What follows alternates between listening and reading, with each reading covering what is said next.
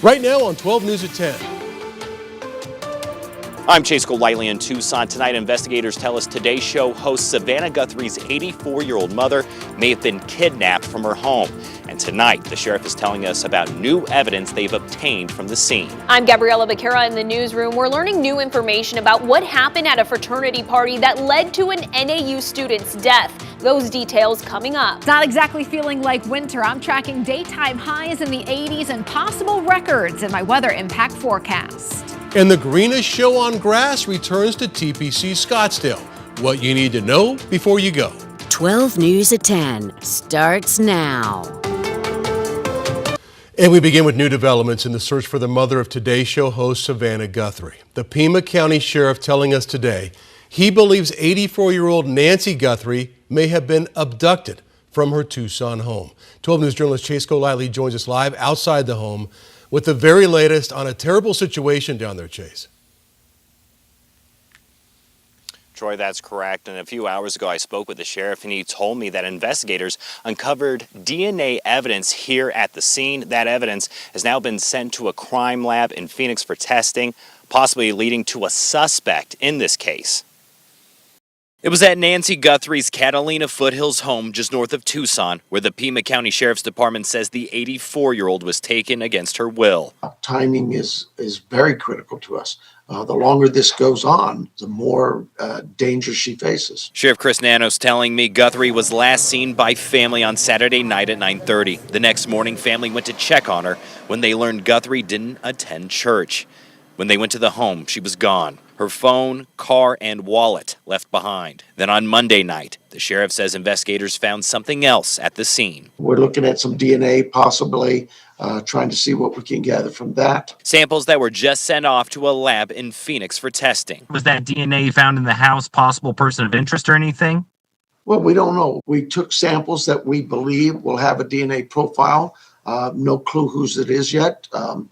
No clue what it's about yet. Saying it will be a couple of days for results. In the meantime, they are looking at security camera footage from Guthrie's home, along with videos captured by neighbors. We've gotten hundreds, if not now thousands, of leads to look at. During the day, search and rescue teams were seen combing through the area, using helicopters, drones, and canines, looking into the possibility that the 84-year-old may have wandered off. However, Nano says Guthrie was mentally sound, but had trouble moving on her own. You know, the family said she wouldn't walk 50 feet or 50 yards, and it would be pretty hard for her to get that far without some assistance. Another reason why the homicide unit is also investigating. Neighbors like Lisa McIntyre seeing them in the area. It's a tragic situation. I just hope that it is not the worst case scenario. Nancy is the mother of Today Show host Savannah Guthrie. Is that a true story that I just told? Absolutely true. She would appear on her daughter's program often, sharing stories of the close bond they shared. Savannah releasing this statement about the case, saying in part, quote, "I want to thank everyone for their thoughts, prayers, and messages of support. Right now, our focus remains on the safe return of our dear mom." Now, time really isn't on the side for investigators. The sheriff telling me that Nancy has to take medication within 24 hours. If she doesn't, it could be fatal. Of course, we'll be sure to keep you updated on air and online as this search continues. For now, we're live in Tucson. Chase Golightly, 12 News. Yeah, and Chase, still, of course, a lot of questions that need to be answered. So they're saying they think she may have been abducted. Is there any reason that they're putting out there to believe that it may have something to do with her daughter's job on television or a ransom or anything like that?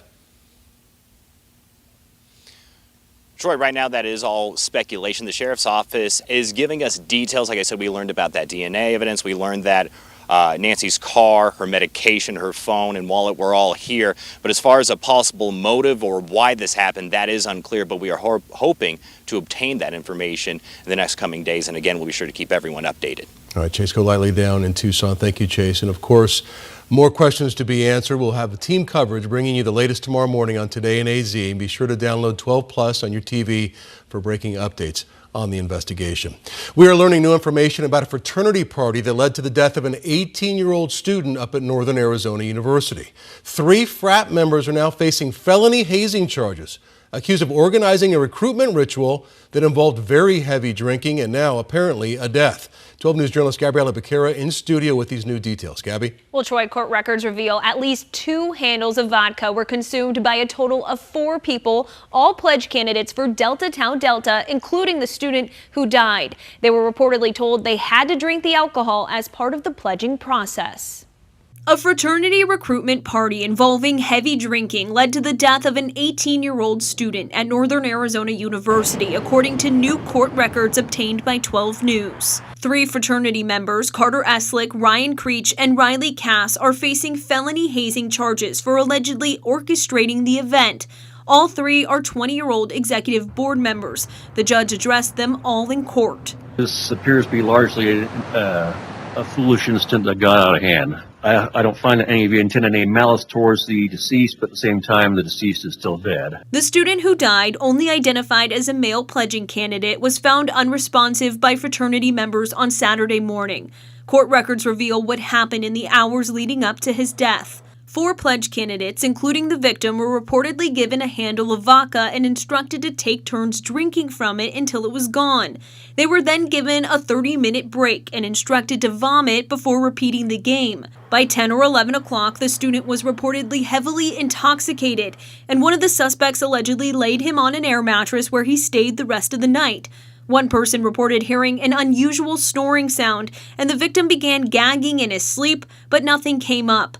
Some people reportedly searched alcohol poisoning symptoms online and tried adjusting his sleeping position and occasionally checked his pulse and breathing. The defendant was aware of and disregarded the victim's condition in this case. One of the suspects reportedly stayed with the student until about 6 o'clock the next morning, when he went to get a jacket and fell asleep elsewhere. The student was discovered not breathing 2 hours later, and police were called. A criminal defense attorney tells me these students likely wouldn't be facing hazing charges if they had sought help for the victim. I think the reasoning behind that is they wanted to have an incentive for people that if something happened in the hazing process to go get help. She also says Arizona's anti-hazing law prevents the defense from arguing the victim knowingly chose to participate in the event. Here the statute specifically lists that whether that consent was given expressly or implicitly, that a defendant cannot use that as a defense when they're charged with hazing. And court records also reveal the alcohol was reportedly purchased by a mix of fraternity members with fake IDs and others of drinking age. One of the suspects, Carter Eslick, admitted to providing the alcohol to the pledges as part of their initiation, according to those records. And all of the defendants were released on the promise to appear for future court dates. The next is on February 19th. Troy? Yeah, and you're talking about a handle of liquor. It's not a regular bottle, which I think is 750 millimeters. These are the big ones with the handle. You have to carry them by the handle. So you're saying that each one of these young men may have drank half of that? The court records kind of went through exactly how much the students thought that this specific student drank, but it's unclear as they were all just passing the bottle around until it was finished. Yeah, that is a lot of alcohol for sure. All right, Gabby, thank you for that. 2 parents accused of keeping their children caged in a bedroom are now facing child abuse charges. Police released graphic photos from inside the apartment. Officers reported a strong smell of urine inside. And 4- and 6-year-old boys allegedly kept inside. You can see the fence here, inside a bedroom without access to a bathroom. Their parents, identified as Sarah and Arthur Jackson, reportedly told officers their children hadn't been to a doctor since they were born and they don't go to school. The conditions here were so deplorable that our officers were quite in shock when they arrived on the scene and did everything that they could to not only get these children into a safe environment. There was a family pet that was living there as well. That family pet has also been taken from this environment, and it appeared that the family pet was actually treated better than these children were. The children were taken to the hospital, were cleared of any immediate health concerns. They've been placed in the care of the Arizona Department of Child Safety. The government is in a partial shutdown right now as the House still needs to vote on a bill that passed the Senate.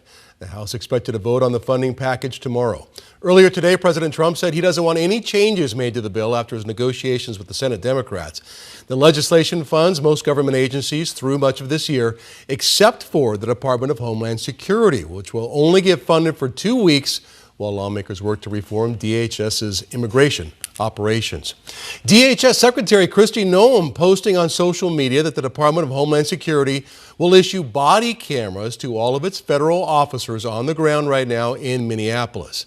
The move comes after 2 deadly shootings by immigration agents there in that city in the past month. Noem said the move is effective immediately. And she said the body camera program will be expanded nationwide as funding becomes available. First day of practice rounds today for the 2026 WM Phoenix Open. There will be a lot of fans out at one of the biggest golf tournaments of the year. Scottsdale police out there making sure everything is safe. They encourage fans to prepare before they go. They want to remind everybody it's going to be warm this year. We'll have more on that in a minute. You want to figure out where to park, which items are allowed inside, and also practice golf etiquette. The Open's mantra this year is expect the fans, respect the players, and respect the game. As a PD, we're asking for people to respect each other, be good fans, have a great time. It is a high energy tournament for sure, but we just want people to have that sense of etiquette and make sure that they're not getting themselves in a situation where they have to get a warning or possibly get ejected. Yeah, a lot of people out there like to have a few beers, but if you're going to do that, you want to stay hydrated. Again, it's going to be warm, and have a safe way to get home. There will be DUI checkpoints out there all weekend. More information on the tournament's website if you are interested in going out. The NBA is back on NBC, and tomorrow's your chance to catch your Phoenix Suns in action right here on 12 News.